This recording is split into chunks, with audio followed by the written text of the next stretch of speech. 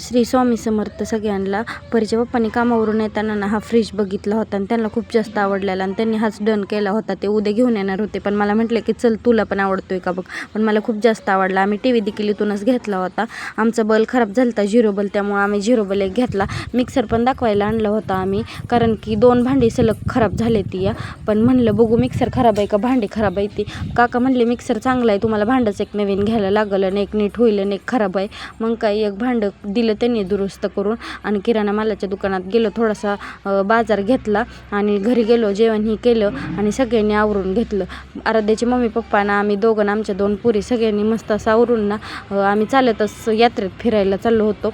थंडीमुळे रगाचं पहिलंच दुकान लागलं होतं. मग हे म्हणले रग घेऊ, पण हे म्हणले की येताना घेऊ नाही तर अख्खे ह्याच्यात आपल्याला वागवायला लागल.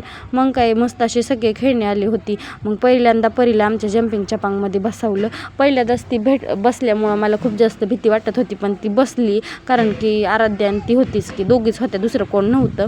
नंतर म्हणली मम्मी मला रेल्वेत बसायचे. मग काय तिला आणि आराध्याला पुढंच रेल्वेत बसवलं. त्या दोघींनी मस्त असं एन्जॉय केला आणि मला इकडं ब्रेक डान्स दिसला. मग परीच्या पप्पांना म्हटलं की चला ब्रेक डान्समध्ये बसूया, पण ते मला म्हटलं की आधी परीला आपण मिकी माऊसमध्ये बसू आणि नंतर दोघं बसू. आराध्याच्या मम्मीनं घेतलं होतं ओजूला, म्हणून आम्ही दोघं पुरी झाल्यापासून आज दोघंच पहिल्यांदा बसलो.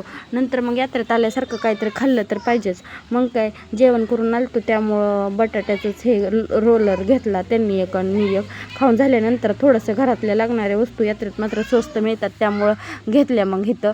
आणि इकडं गेलो चाफ ही घ्यायला आणि थोड्याशा टिकल्या चाफ हे मी इथूनच घेतलं, कारण की काही पण घ्या 10 रुपयाला. बाय बाय, भेटू पुढच्या